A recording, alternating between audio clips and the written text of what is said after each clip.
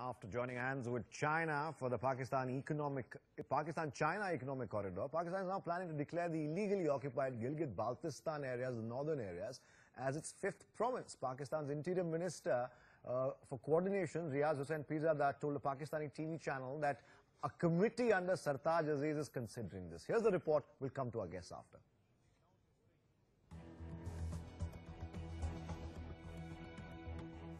Dismembered by India in 1972.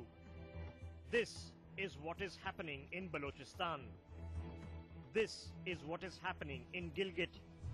The tremendous and very concerning human rights violations and the denial of freedom that have been going on in those parts under Pakistan's control for the last 70 years.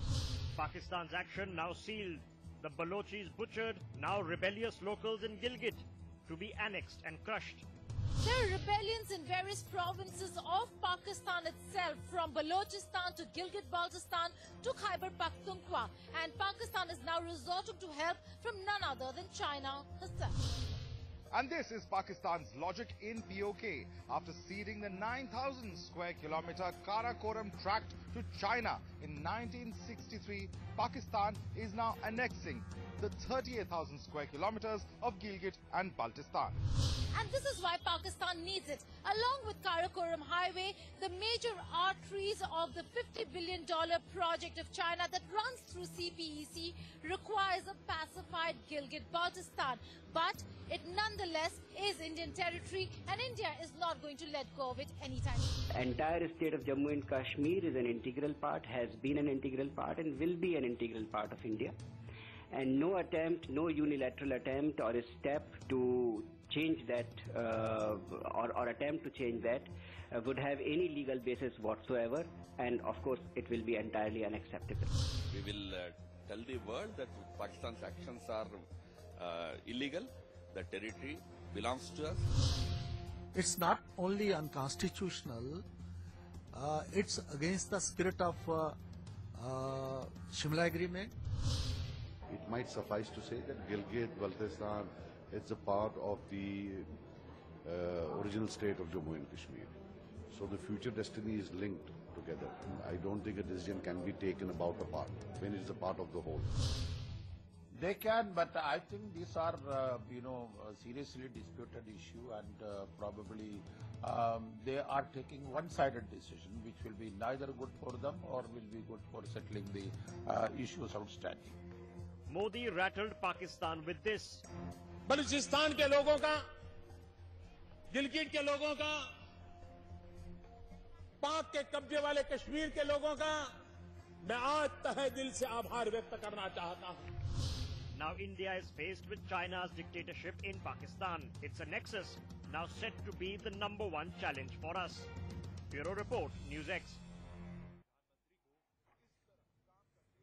Madad Nalpa joins us. General G.D. Bakshi, Ejaz Ilmi, Nasirul Islam, Deputy Grand Mufti of Srinagar, and also Sultan Hali, political analyst, joins us via Skype from Pakistan. General Bakshi, let's start off with you. We spoke in the afternoon. This is not the first time Pakistan has tried this. Clearly, this is under Chinese pressure. And you also mentioned earlier in the afternoon, General Bakshi, that Pakistan periodically leases out the land it controls. Whether or not it's there doesn't matter to them.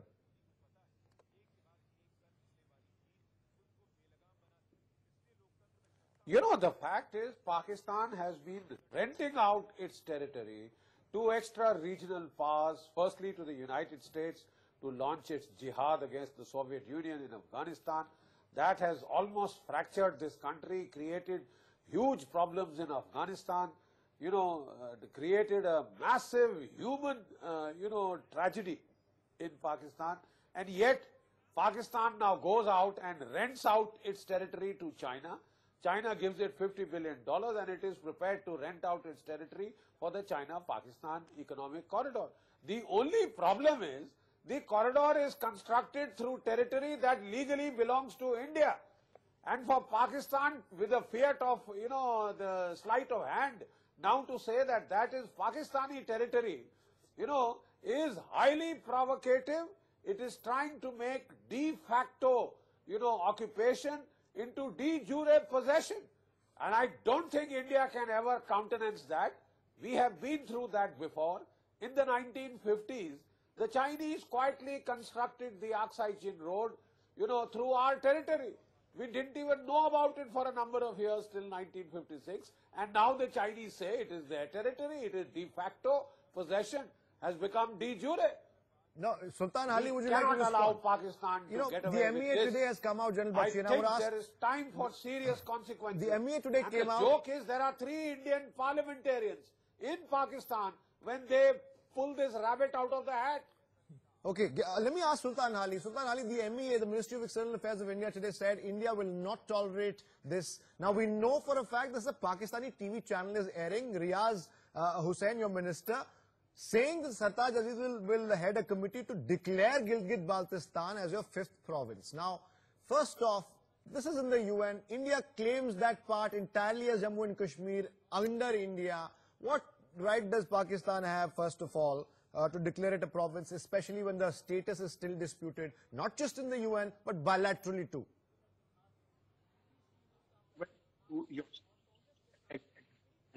That the territory is under consideration of the aegis of the United Nations, and neither Pakistan nor India can say that this is an integral part of.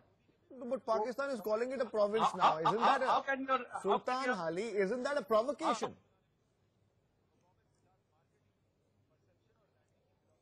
We seem to have some audio difficulties with Mr. Hali's Skype connection. We'll try and get it back. We'll try and get it back. Professor Nalpat, quickly then, as far as, I was speaking to another expert today and they said this is also going to be tough for Pakistan if this is what they are considering. We have a Pakistani TV channel as a source right now. But if they are considering this, they will also face difficulty. They'll have to gouge it in the language because this is in the UN.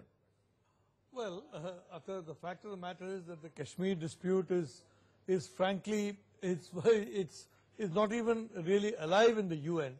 The UN several times wanted to get rid of it, but each time it is pressure from Pakistan and some of its friends that is retaining it there in the UN. But do you consider this a unilateral move? Each time it is pressure from Pakistan and some of its friends that is retaining it there in the UN. But do you consider this a unilateral move for purely vested interests? Look, Akhtar, I am just pointing out to you what are the consequences of not taking action in time.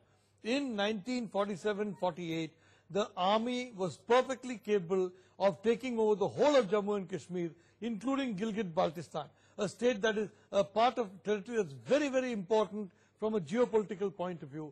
Unfortunately, the army was blocked from doing so by a ceasefire. We are paying the penalty for that. The reality of the situation today is that Pakistan wants to claim it as its own territory so that the CPEC can then move in without any so-called international ramifications, and Pakistan sees the CPEC as crucial to its own economic survival. Forget about prosperity, to its economic survival. So for Pakistan, in my view, they're not going to go back on this. They are going to declare this as a separate province of Pakistan, and the point is, what is India going to do about it? So, Ejaz Ilmi, then how is the government of India going to counter it? We saw the MEA spokesperson come out and say we summarily reject this idea if this is true. And this would, of course, lead India to try and expose Pakistan's claim in the international fora as well. Do you think the government will take steps to make sure this never happens? Although they can't do much on the ground. If Pakistan wants to declare that the 5th province, the area under their part, on the ground we can't do much, but we can raise a hue and cry.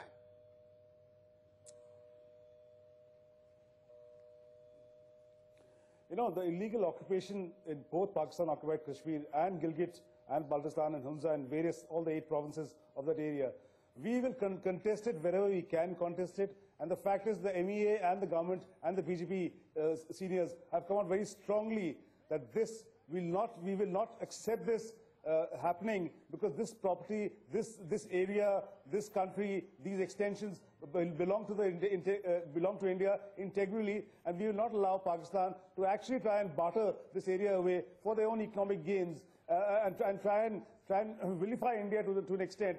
Even our response to China on the conference coming up in May, Mr. Jaishankar has been very, very clear that what do we talk about? If you are concerned about your territorial integrity, India is equally concerned about its own territorial integrity. So China has to understand that you keep on talking about your own territory, rake up Aksai Chin, Arunachal Pradesh, Demchok, but we are concerned because we believe and we are very, very sure that Jammu and Kashmir after the instrument of cession, the entire Jammu and Kashmir, including POK and Gilgit-Baltistan, have been a part of India.